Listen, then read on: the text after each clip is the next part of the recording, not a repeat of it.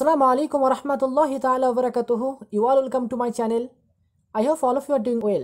Before starting the discussion, my humble request to all the new viewers who are first and new in my channel to subscribe my channel for getting all the new notifications and update from my channel. পাশাপাশি আরেকটা request, এই সমস্ত আলোচিত বিষয়ে যদি তোমাদের কোন রকম কোশ্চেন কোয়েরি থাকে অবশ্যই তোমরা তা কমেন্ট বক্সে কমেন্ট করো, কারণ তোমাদের প্রত্যেকটা কমেন্ট আমার জন্য এক একটা ইন্সপিরেশন হিসেবে কাজ করবে। তো চলো বেশি কথা না বাড়িয়ে আমাদের আলোচনা বিষয়ে প্রবেশ করি।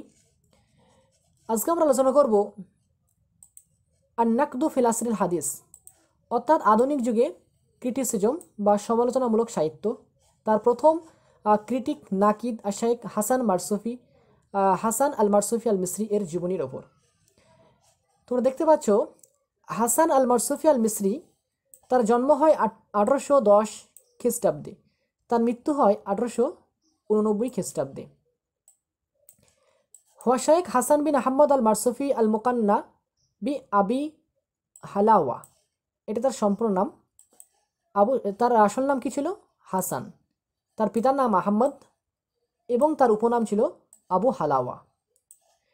উলিদাফি বালাদা মারসাফা মারকাজু বানহা বিল কালুবিয়া, মিশর। তার জন্ম হয় এই মারসাফা নামক শহরে। সেটা কোথায় না, তো সেটা এই কালুবিয়াটা হলো মিশরের একটা প্রভিন্সের নাম।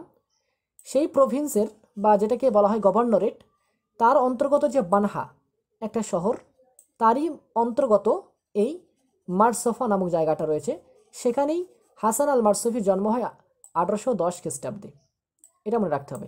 এখান থেকে একটা কোশ্চেন প্রায় এসে থাকে, সেটা যে হাসান আল মারসুফি তিনি কোথায় বেড়ে ওঠেন, তিনি বেড়ে উঠেছিলেন, তার নাশাআতটা হয়েছিল, এটা খুব পরীক্ষা আসে, সেটা হলো আল কালুবিয়া। মনে রাখতে হবে আল কালুবিয়াতে তিনি বেড়ে ওঠেন, এখানেই তার জন্ম হয়। ফাকাদা বাসারাহু ওয়া হুয়া ফিস সালিসা মিন উমরিহি, তিনি তার দৃষ্টিকে হারিয়েছিলেন তখন তার বয়স 3 বছর। ভেরি ভেরি ইম্পর্টেন্ট এটা, এই বয়সগুলো আমাদের অবশ্যই মনে রাখতে হবে। ঠিক তহা হুসাইনের মতো, তহা হুসাইনও ঠিক এই 3 বছর বয়সেই তিনি তার দৃষ্টিশক্তি হারিয়েছিলেন, এটা মনে রাখতে হবে। হাফিজ আল কোরআন আল করিম সগিরান, তিনি ছোটতেই কোরআনে হিফজ করেছিলেন।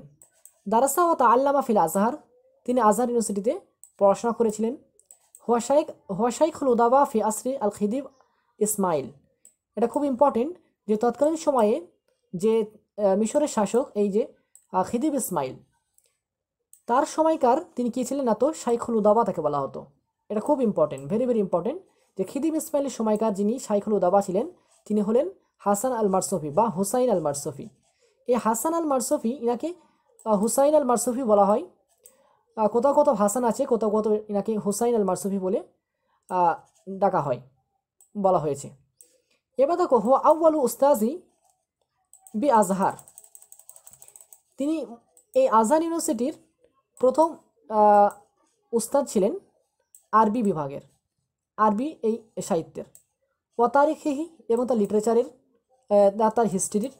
ওমিন আওয়া ইলি আসাতিজাতি দারুল উলুম ইন্দা ইনশাইহা, পরবর্তীতে যখন এই দারুল উলুম, যেটা কিনা একটা ফ্যাকাল্টি, মানে কুল্লিয়াত দারুল উলুম বলা হয়, কায়রো ইউনিভার্সিটির আন্ডারে এটা একটা ফ্যাকাল্টি, যখন এই ফ্যাকাল্টি তৈরি হয় তখন হাসান আল মারসুফিকে এখানকার প্রথম উস্তাদ হিসেবে নির্বাচন করা হয়।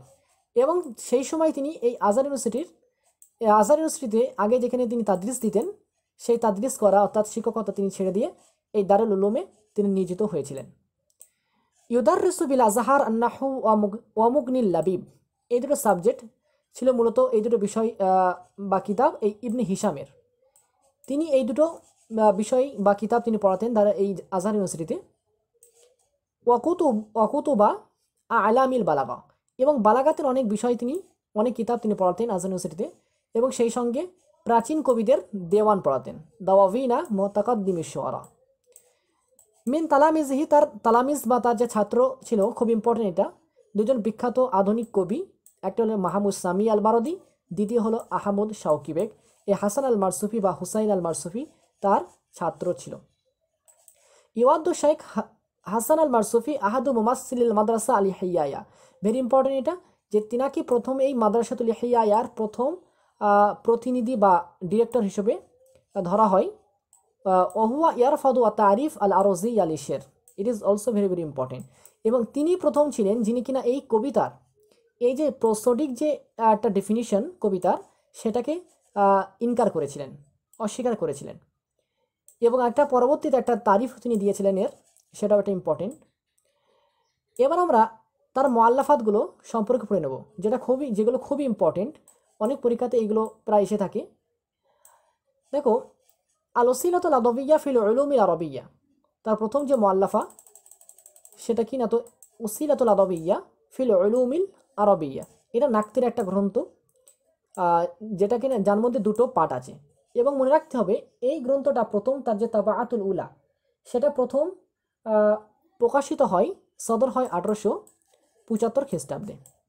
1875 খ্রিস্টাব্দে, এটা মনে রাখতে হবে, 1875 খ্রিস্টাব্দে। দ্বিতীয় যে গ্রন্থটা হলো আল কালিমা সিমান ফি ইলমিল ইজতিমা।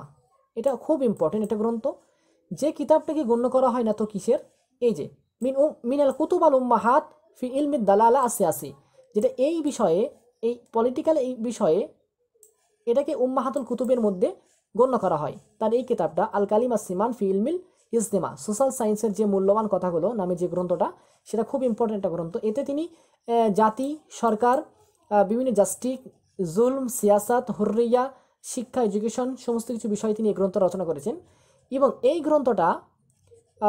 গ্রন্থটা প্রথম যে পাবলিশ হয় সালটা হলো 1881 সাল। এটা আমি মেনশন করিনি যদিও, এটা মনে রাখতে হবে। 1881 সাল এর প্রথম সাদর হয়েছিল, প্রথম এটা পাবলিশ হয় 1881 সালে। এর প্রথম যে তাবাআতুল উলা সেটা পাবলিশ হয় এটা 1881। আর এই ওসিলাতুল আদবিয়্যা ফিল উলুমিল আরবিয়্যা, তার প্রথম যে গ্রন্থ আমরা পেলাম, এটা হলো 1875 সাল। এবার দেখো তৃতীয় যে গ্রন্থটা দালিলুল মুস্তারশিদ ফি ফান্নিল ইনশা, এই গ্রন্থটাও খুব ইম্পর্টেন্ট, ভেরি ভেরি ইম্পর্টেন্ট, যার মধ্যে 3টে পার্ট আছে এবং এটা মুহাদারাত বা লেকচারের একটা সংকলন গ্রন্থ। এটা খুব একটা ইম্পর্টেন্ট গ্রন্থ। তার মৃত্যু হয় 1889 খ্রিস্টাব্দে। কোথায় না, তো সেটা কায়রোতে। কায়রোতে তার মৃত্যু হয়েছিল, এটা খুব ইম্পর্টেন্ট। কায়রোতে তার মৃত্যু হয়। তার জন্ম হয় কোথায়? কালোভিয়াতে, মিশরের কালোভিয়া প্রভিন্সে। আর কায়রো আরেকটা প্রভিন্স মিশরের, এখানে তার মৃত্যু হয়।